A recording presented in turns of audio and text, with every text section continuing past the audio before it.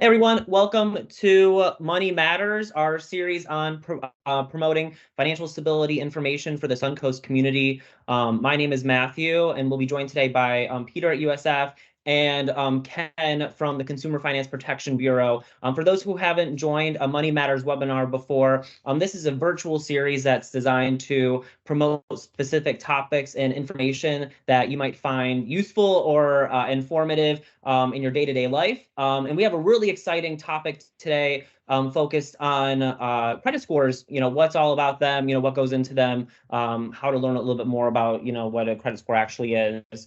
And so, as I said, my name is Matthew Terneski. I'm a manager of financial stability over at United Way Suncoast. We're a nonprofit organization based here in the Suncoast region that serves Hillsborough, Pinellas, DeSoto, Manatee, and Sarasota counties on a variety of different issues such as housing support. We work with education, financial stability efforts, financial coaching, banking, tax preparation, and so much more. I'm so excited to be here to see you all today and to talk a little bit about credit scores. On to you, Peter. Oh, thank you, Matthew. So my name is Peter Trakis. I'm the director of the Stavros Center for Free Enterprise and Economic Education here at the University of South Florida. We are very excited to partner with the United Way in doing this. The Stavros Center, which is part of the College of Ed, works to advance the effective teaching and integration of free enterprise, financial literacy, and economic education into the K through 12 curriculum. We've been around for more than 40 years, and we've been providing resources and support of educators and the community across the Tampa Bay area. Again, we're very happy to partner with the United Way on this.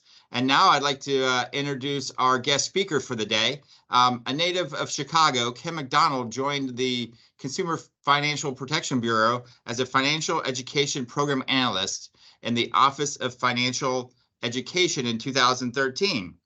They are responsible for developing and implementing initiatives intended to educate and empower consumers to make informed financial decisions. Ken is responsible for forming relationships and strategic partnerships with financial education nonprofits, libraries, service providers to employers, and organizations within the financial service industry. But let's give a warm welcome to Ken from Money Matters. Ken, it's all you. Thank you, Peter, and thank you, Matthew, and it's a pleasure to be here with you all. I'd like to start out by sharing my slide deck, because sharing is caring. And please begin.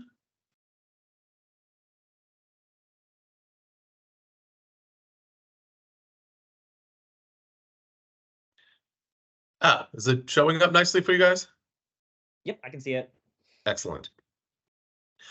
Okay, what I'd like to start out with here, we're going to be talking about credit scores and reports. By the way, the Bureau takes complaints, and we'll get into that. And this is the #1 topic for which we receive most complaints here at the Bureau. So I need to start off with this presentation of a disclaimer saying that this is a presentation made on behalf of the CFPB by a representative of the Bureau. It does not constitute legal interpretation, guidance, or advice of the Consumer Financial Protection Bureau, and any opinions or views stated by me are my own and are not represented by the Bureau. So what we'll have to go over here today is who is the CFPB? A lot of folks are not familiar with us since we're a new agency. Then we'll go into what is credit. Then we're going to go into what is a credit report. What are credit scores? And credit scores are based off of your credit report.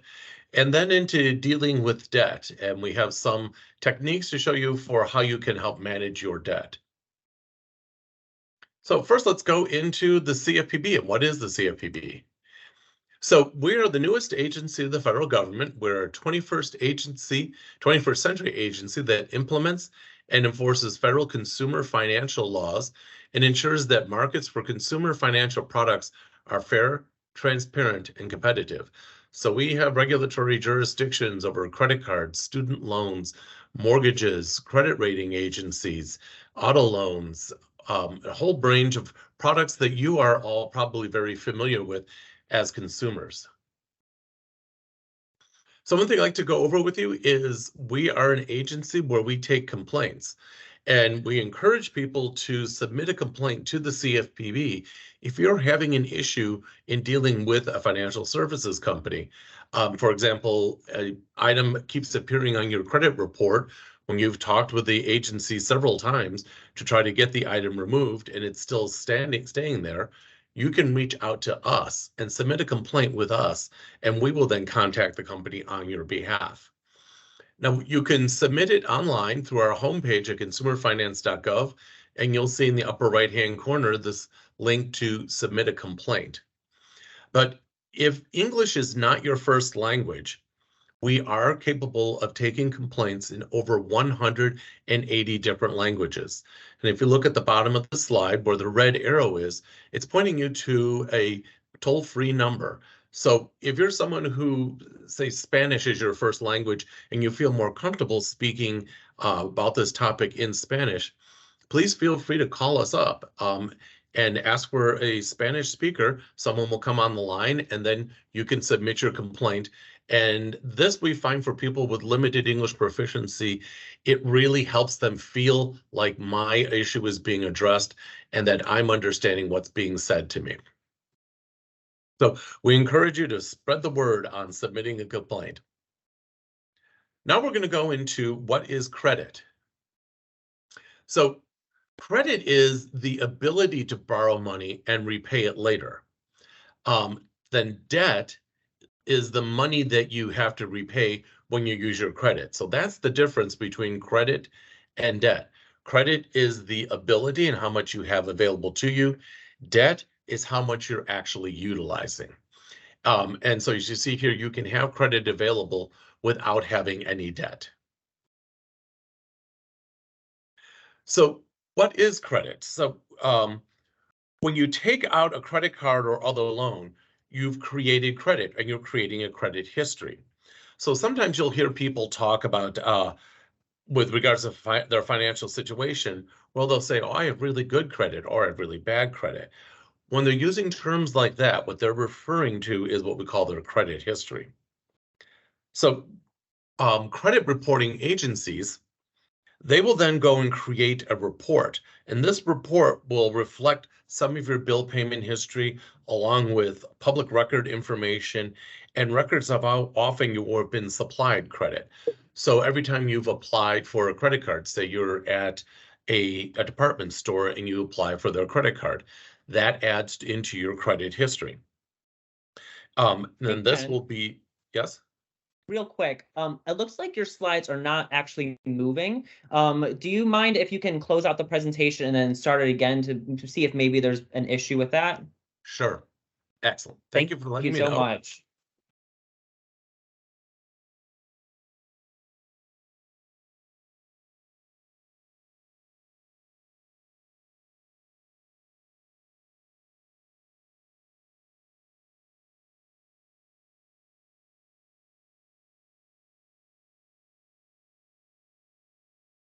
Okay, it's showing up now? The main slide is, see if you can I move will get forward to some the slide. Okay, I just want to make sure perfect. that we can Yep, see. you're good now.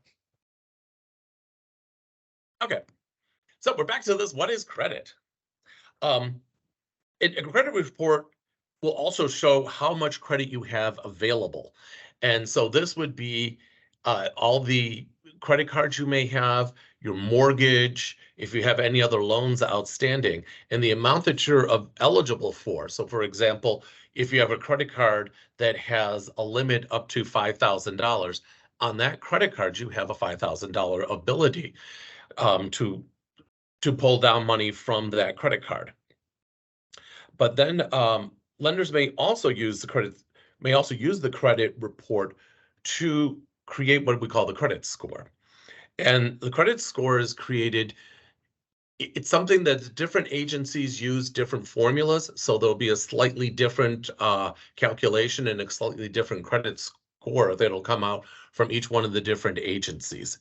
But it's your credit history that leads into the credit report that then leads into your credit score is a key element that we want to help you to understand here. So going into a credit report. So what is contained in a credit report? And so here's like highlights of the key information that is you'll find in your credit report. So you'll have a header and identifying information. And this is going to be information on you, your name, your current address, your social security number, your date of birth, things that would be identifiable of you. Then we'll go into what is public record information. And in this can include anything where if you've done a bankruptcy, or you've had some judgments, or you've had some tax liens placed against you, that will pop up here in the public record information.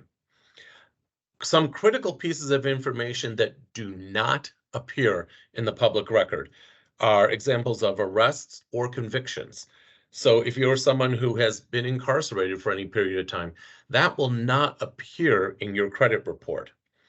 Also, marriage records and adoptions, and any civil suits that haven't resulted in a judgment. So if you have a civil suit that is currently pending out there, but no judgment has been done, that will not appear in your credit report. But once a judgment is done, then that will pop into your credit report. Then there's the collection agency's information, and this will include any accounts with the collection agency and the status of those accounts. Then we'll have the credit account information.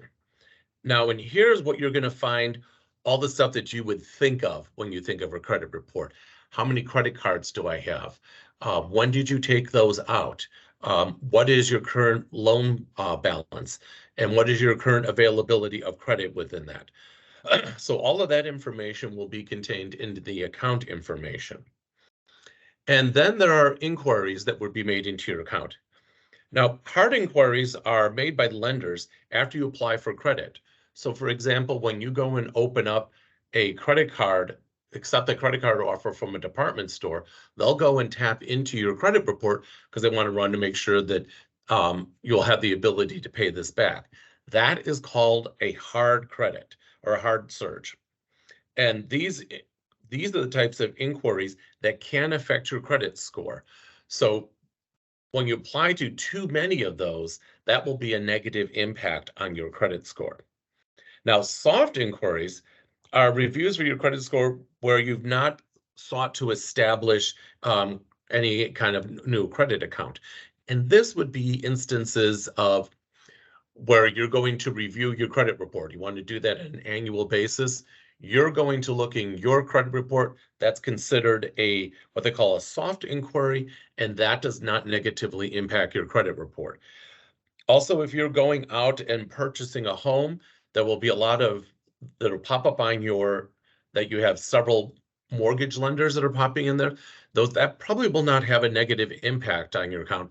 I think the level is up to 3.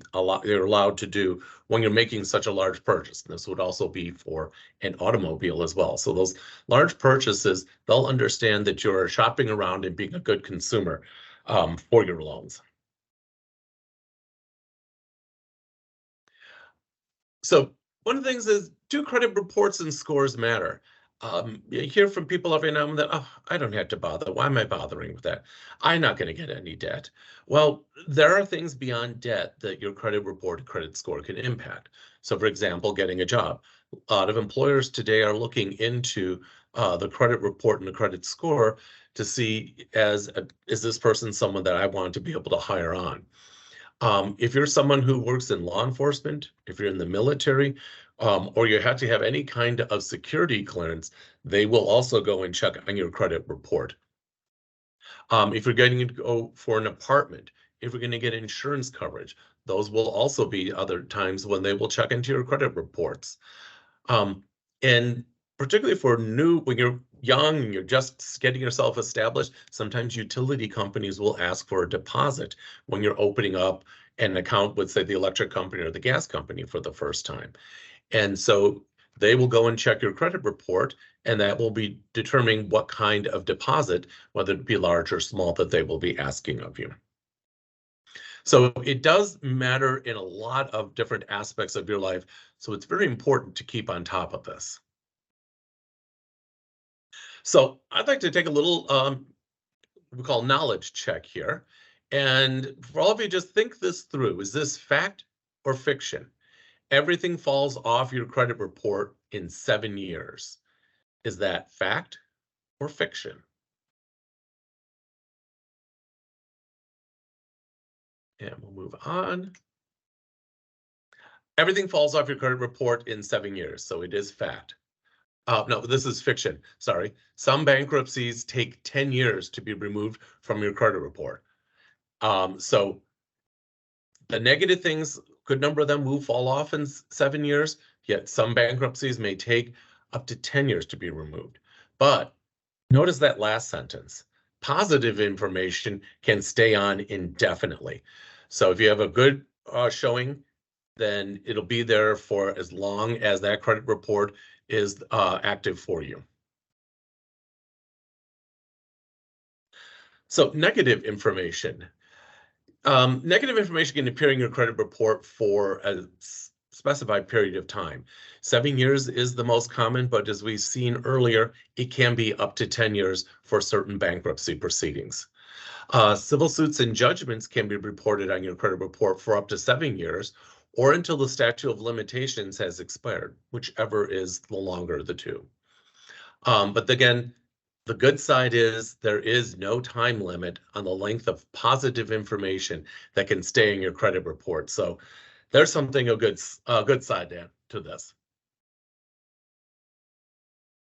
Okay, I'd like to do another fact or fiction check-in with you all. I need to look at only one credit report annually because they all have the same information. Is this fact or fiction? I need to look at only one credit report annually because they all have the same information. And by this, there's 3 main credit reporting agencies: Experian, TransUnion, and Equifax. So they're referring to pulling from one of the 3. And the answer on this is it is fiction. There may be credit reporting agencies, and each of them have multiple products and versions. And so it is important that you check a variety of credit reports from the various agencies. So that's a critical thing to keep in mind. They each have their own little formulas that they will use. So they will generate a different type of report.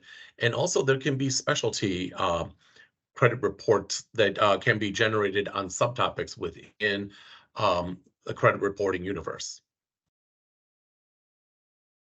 So here are the big 3 you all are probably very familiar with: Experian, Equifax, and TransUnion.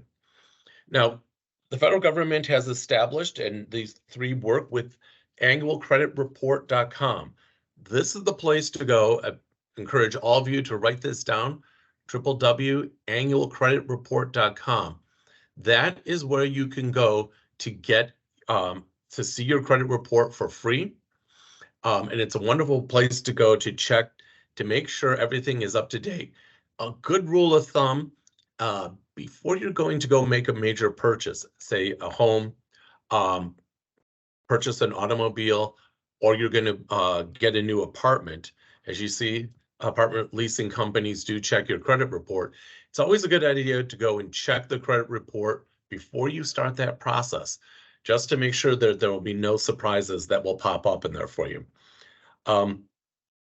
Also, within the CARES Act, there has been extensions where you can go through up to December 2023 with regards to accessing your credit report on a weekly basis. So that is something special within the CARES Act in response to the coronavirus, and has been extended to December 2023. Hey, Ken. So I think this is a really important point. Like that's a great resource. So just to confirm, like that's completely free, right? So Yes. If you go to that annual credit report, you shouldn't have to enter in your credit card information. You shouldn't have to pay any upfront costs or fees, right? That is correct. Now, if you go directly to one of the agencies, they may charge you to get for you to access your credit report, but not through annualcreditreport.com. And thank you, Matthew. That's an excellent point. Perfect. And I'm glad that you're able to share that, because what we're going to do is we're actually going to open the chat back up real quick to put that link in there. So if you missed that link and you forgot to write it down, we're going to post that directly in the chat. So that way you'll be able to easily pick it up and copy and paste into a browser. Thank you so much for sharing that resource, Ken. Thank you. So we'll do another knowledge check here. Again, fact or fiction. If I request my own credit report, it impacts my score. Is that fact or fiction? And the answer is it's fiction. It does not impact your credit score. If you're doing it, remember we talked earlier between a hard inquiry and a soft inquiry. The hard inquiry is when a company is looking into your credit report because you've applied for credit with that company. That's a hard inquiry. When you are going to look into your credit report, just to see where everything stands and make sure everything is accurate, that's called a soft inquiry, and that does not impact your credit score.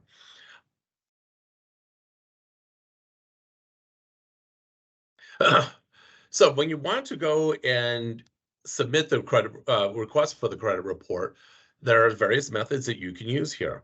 So you can do it online, you can do it through phone, and you can do it through the mail. Now, again, remember with the CARES Act, you can now request your credit reports free weekly from each of the 3 credit reporting agencies up through December 2023. So if Congress does not extend that, then it will go to you get 1 annual credit report every 12 months. So right now, because of the coronavirus, you're able to get it on a weekly basis up through December 2023.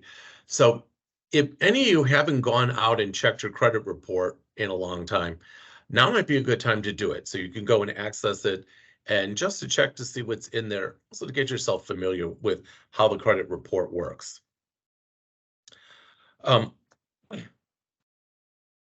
So when you go and do this, you decide which credit report you want. You pick one of the 3, Experian, TransUnion, or Equifax. And if you get a report from a different credit reporting company every 4 months, then you can monitor your credit score for free. So their suggestion here is do Experian, say, first in January, wait 4 months, then do Equifax, wait 4 months, and then do TransUnion. So you're getting all 3 of them done there. All that would be free. And you'll be able to make sure that all 3 of them are reporting accurate information about you. So you want to make sure all 3 are reporting the accurate information that you have.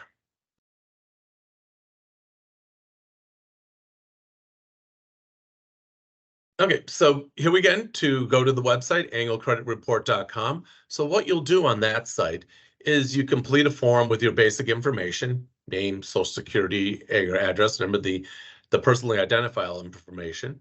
You select which one of the reports you would like. There will be a security question that you'll have to ask. I've done this before, and they have a series of addresses on there, unless were any of these a former address of yours. These are security measures to make sure that the person asking for it is getting the correct information, and there's not any chance of identity theft going on here. You then download it as a PDF version. We also encourage you to make sure that this report is kept in a secure place. If you feel comfortable then printing off, that is fine, but make sure that you keep it in the PD in the electronic form or as a hard copy in a secure place. You definitely do not want this falling into the hands of someone else. So now, what are credit scores? We'll go into this, and this is probably the big thing that everyone knows about when we're talking about credit reports and scores. So credit scores are calculated using the information that comes out of your credit report. And the credit report draws the information from your credit history, which you have taken out. So a higher score makes it easier to qualify for a loan and lower interest rates. And you may have many credit scores. So there are different agencies will have their different reporting. So what we're going to show here now is what goes into calculating your credit score. And there'll be slight variations, but we're going to use the FICO example here. FICO is the most common one. So you'll see a pie chart here that shows what percentage of different components of your credit history is utilized in creating the score. So you see the number one is payment history, and that's 35% of your credit score. Now, one thing that's important here, I use myself as an example in payment history. You want to make sure that you're always paying everything on time. I've had where I've forgotten a couple of times to pay a bill, and then I got one of those lovely red envelopes in the mail. And so that did a negative impact on my credit score and on my credit report. So that's what they mean by the payment histories. Make sure you're paying everything on time and you don't have any late payments. The amount owed. This is, remember when we talked with what is credit and what is debt. Debt is the amount that you owe, the actual utilization of the credit.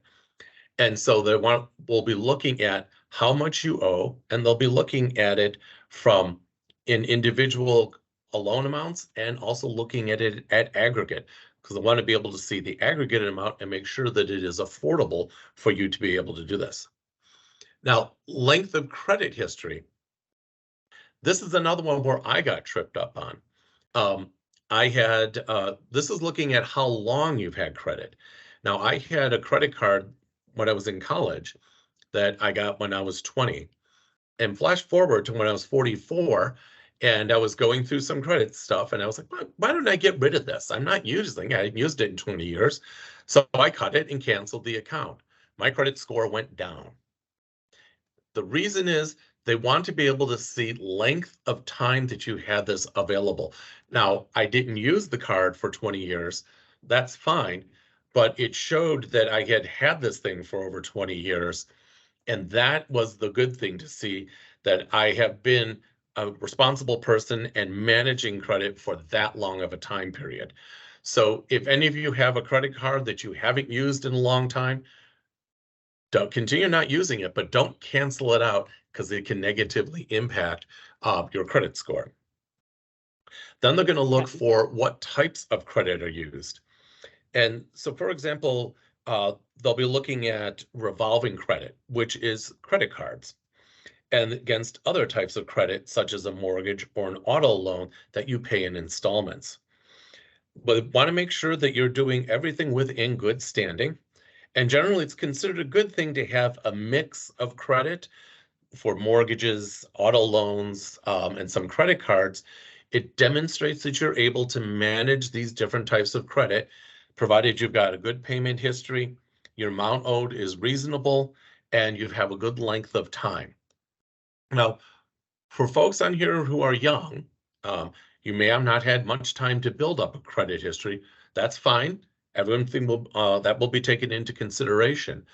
Just keep in mind that even if you're not using your credit card, don't cancel it. You want to be able to have that history showed there. Then they want to see new credit. And in this, what they're looking for is how often are you applying for new cards?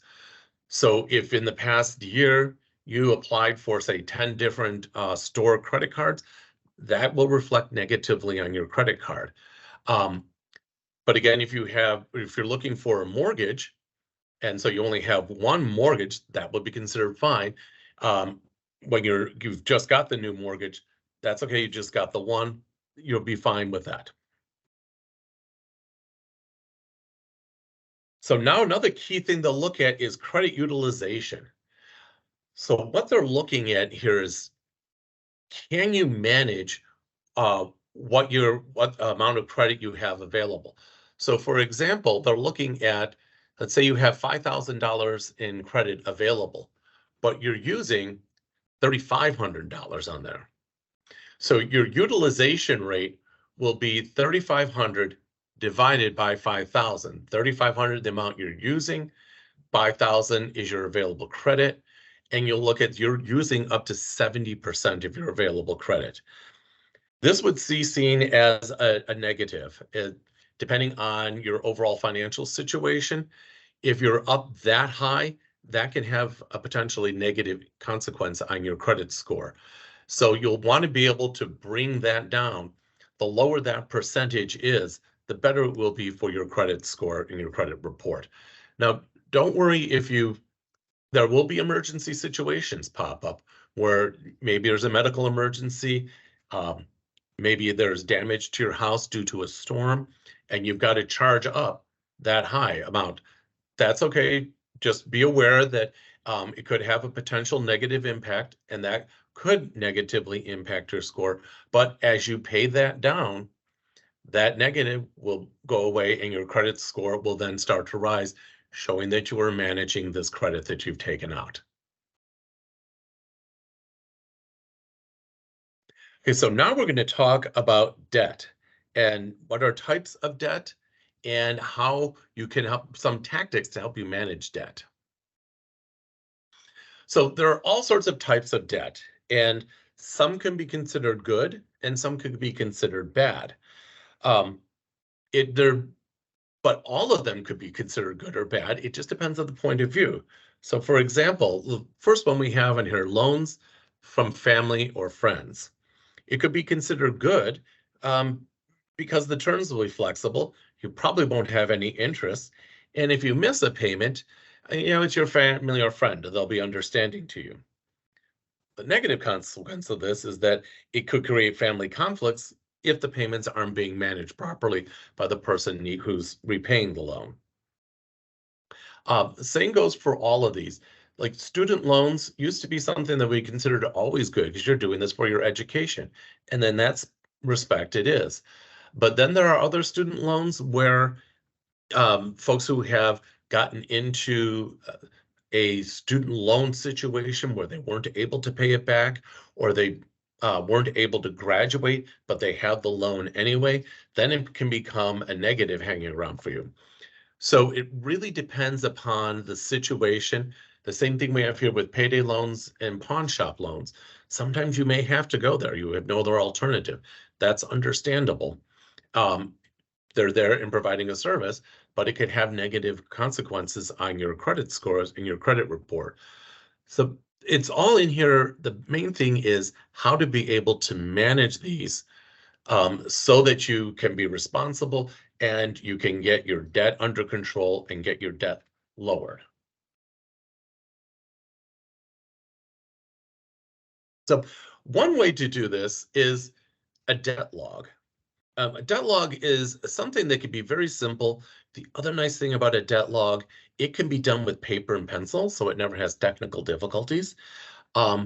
You could do this on a spreadsheet if you want. A lot of folks are on spreadsheets. And then there's a lot of apps out there, money management, budgeting apps that will also have a similar thing for a debt log. So whatever works for you, pick that method that works for you and go with this. So a lot of this is all personal finance. It's about how you would manage your money. So one of the things you'll have to do in your debt log, it could include you, the business or organization you owe the money to, the amount you owe the organization, and the amount of your monthly payment. And you might want to log in there what the interest rates you're paying, just so you have an idea of what each of your debts are charging you. Now, one of the things on here is you don't want to put in your monthly bills, your utilities, or your rent. You want to be able to hear only debt items. They would be your credit cards, student loans, auto loans, and mortgage would be considered into this. So you know what all of your debt is. It's separate from your regular utilities, which you have to use on a daily basis.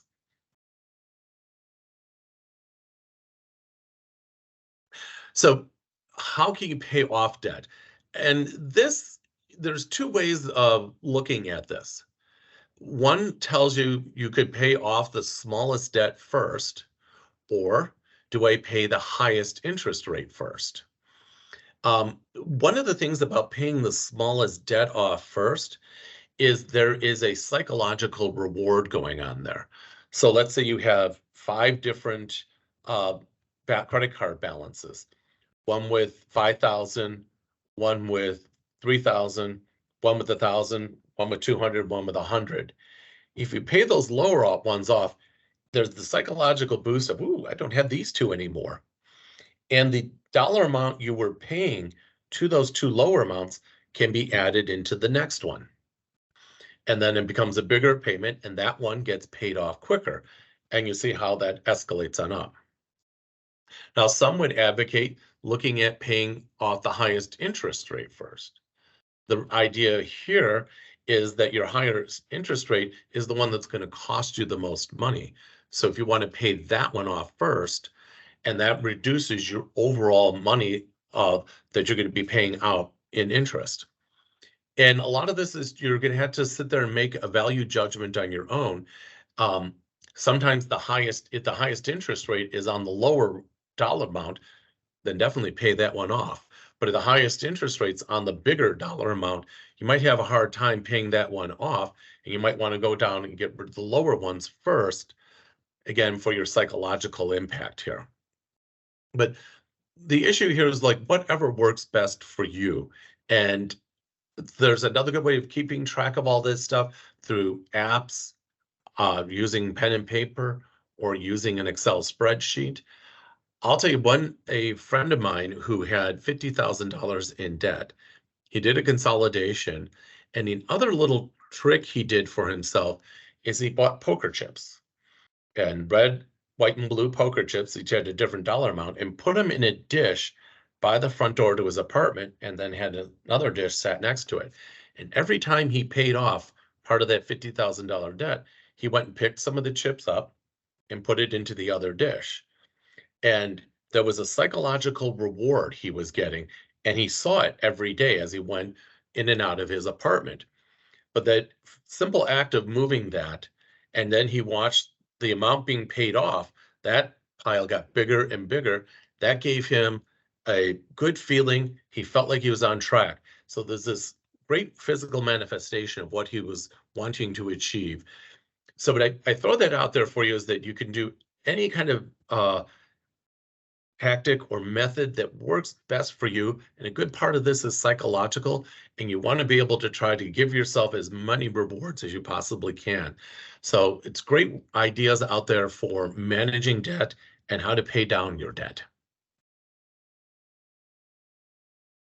And so at the CFPB, we're really big on knowing your rights. And so the Fair Debt Collection Act protects consumers from harassment. So if any of you have gone into a collection and you're starting to get harassing phone calls from debt collectors, they're not allowed to be able to do this to you. They're not allowed to do repeated phone calls that become annoying, abusive, or harassment. They're not allowed to use obscene or profane language when speaking with you. They're not allowed to threaten you or harm you. They're not allowed to publish anywhere that you have these debts, and they're not allowed to call you without telling you who they are, and they're also not allowed to use false, deceptive, or misleading practices. So they're not allowed to call you up and say, oh, I'm with the St. Petersburg police, and I'm here to come and collect on this debt that you owe. That is harassment. And if this happens to you, we want you to come and tell us about it. Come and submit a complaint to the CFPB. We are their regulators. So we need to know about these things. And so please, if you or a family member or a friend is getting harassments from a debt collection agency, we want to know about that. And so if you come to consumerfinance.gov and up in the upper right-hand corner, submit a complaint. Now the online can only be done in English. Or if you have a language other than English is your first language, please feel free to call us at the toll-free number there where the red arrow is pointing to, and you can submit a complaint to us in your native language, the language that is easier for you to communicate out. These could be very complex and technical questions. So with that concludes my presentation, and I'm more than happy to entertain any questions that audience members may have.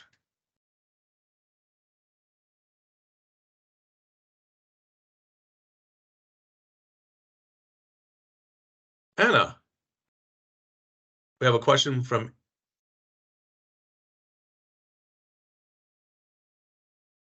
Let me get out of this thing so I can see easier. See.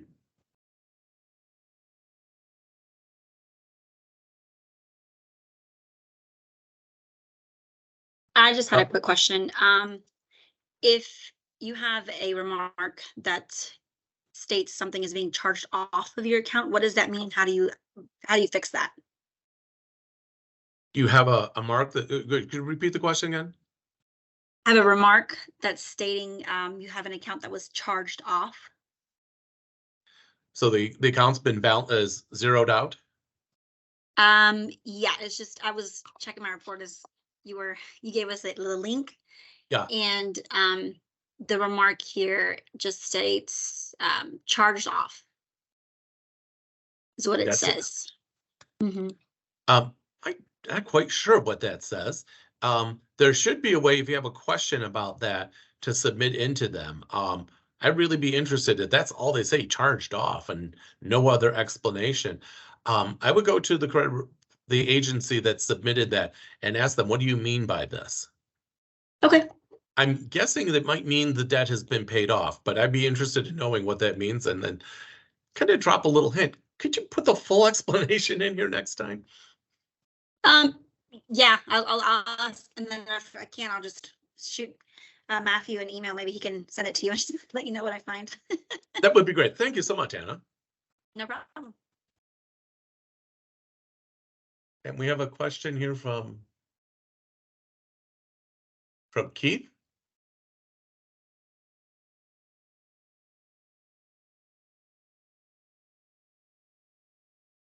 Yes, hello.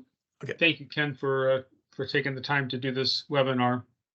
As I understand it, with credit card utilization, it's important to keep your overall spending, what you spend versus what you have available to spend, as low as possible to increase your credit score.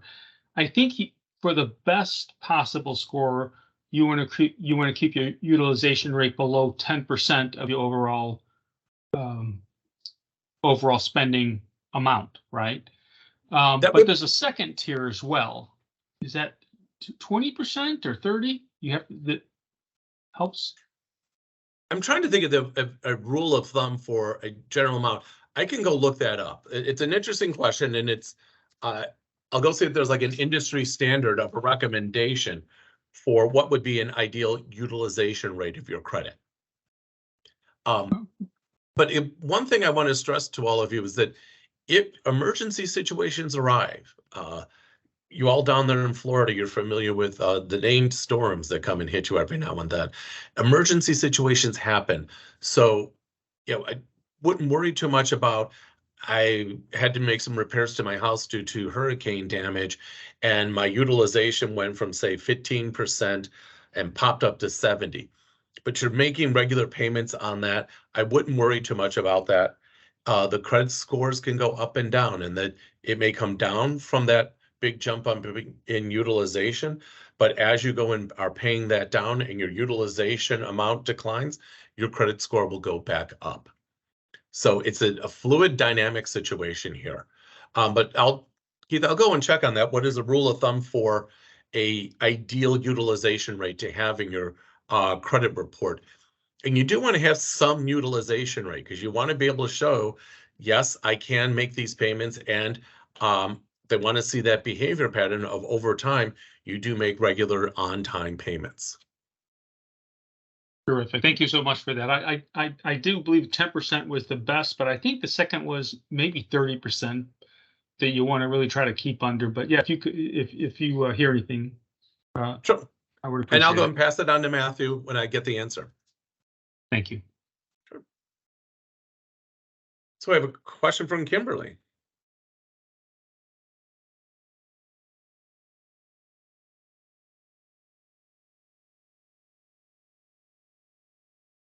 Can you hear me? Now I can. Okay, good. I have a question about my report. It's showing items that are on there for a very, very long time that are not off, or ones that I paid off and are still showing, should they be off of there too? If they're showing paid off, so you have the item on there and it's been paid off, is it showing any other marks like oh, you missed a couple of payments or anything like that? No. I think it should be fine because then that will show you had this debt, you paid it all off on time. That's a positive. And remember, Okay. positives can stay indefinitely. There's no time Uh-huh. limit on positives. Okay. And what about the ones that are there for a long time that are either charged off or I guess, do you still owe to them and it won't come off until you pay it, or um If you've got dollar amounts, if there's an account on yeah. there, and it's showing a dollar amount, but if Uh-huh. you paid it off, and this is one of the reasons why we go and check our credit reports. Yeah. That can happen where you, oh no, I paid this debt off, but it's showing an active balance on there. Then submit in writing. It's best to do it in writing, a letter to the credit, whichever the agencies you're working with there, and tell them. And you'll need to supply some documentation that says, no, I paid this off. Here's the Okay. documentation for that. And then submit it on off to them. Now, if you go and do that a couple of times and you're not getting any satisfaction, like it's still on there, you've say gone through like 2 or 3 transactions with the company, then you come and tell us. Oh, okay. And we'll go and contact them on your behalf. Uh-huh. Okay. And I did notice, I don't know if this happens often, but there are doubles of things. The same exact account number, the same exact creditor is on there twice. Is that something I should be contacting them about as well? I would contact them to find out what's going on with that. Yes. Okay. Yeah. And Okay. that could be something as simple as, oh, sorry, we hit a button wrong. It can be Okay. that simple and to be taken off, but it's always worth the inquiry. Okay. Thank you. You're welcome. And then we have time for one more question. And then what I'm going to do is I'm going to drop my email in the chat. So if anyone has any questions, from throughout the rest of the day or overnight or something, you need some help or some guidance, I'm more than happy to send those questions over to Ken or be able to connect you with the CFPB website to find out that information. Okay. And we have Ellie.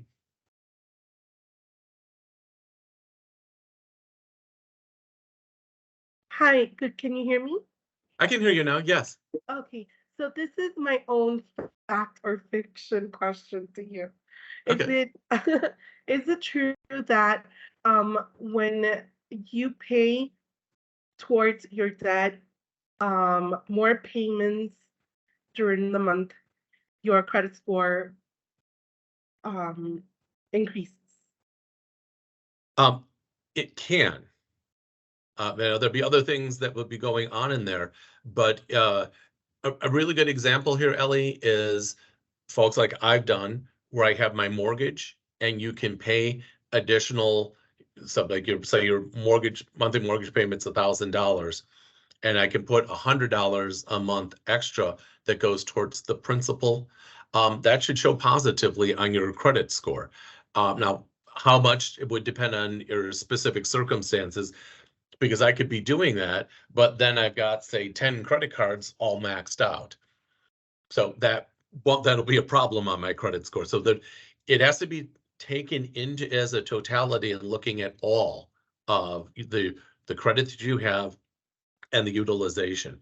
But to be able to show like making an additional payment towards the principal, like we do with a mortgage or you could do with a credit card, that should show positively and reflect positively on your credit report and scores. Thank you. And remember, positive information has no time limit. It will stay on there. Awesome. Well, Ken, thank you so much for this incredible presentation today. I think I can speak on behalf of everyone that there was a lot of really good, useful information that you shared. So thank you so much for joining us today and helping break down not only what credit scores are, but what the the purpose of the Consumer Finance Protection Bureau and the role it serves in protecting consumers. I really appreciate it. Thank you. And thank you for your thoughtful questions, everyone. I really appreciate it. Awesome. And so there are some links that we've dropped throughout the meeting in the chat. The first link you'll find is a link to the CFPB website. As Ken mentioned, if you ever have a complaint that you want to lodge, if you ever have an issue with your credit reporter or, with a bank or any other kind of thing that's going on, please feel free to file a complaint through the CFPB website. As he mentioned, there's like 140 different languages that they assist with via the telephone. So there's going to be options out there if English isn't your primary language. I also ask everyone to please complete our satisfaction survey. It's only like 6 questions long and you can finish it in like a minute. It's really helpful that everyone here completes that so that we're able to get some good information to make sure that, our webinars in the Money Matter series is providing you good quality information and stuff that you're finding very useful. So thank you so much. And I appreciate for those who have completed it so far, for those who are going to complete it before they leave today. And then, Peter, do you want to take us out and preview what our next webinar is going to be about? Sure, Matthew. Next month, we're going to be talking about protection and insurance and the need for that and how to protect the things that we own. Looking forward to it.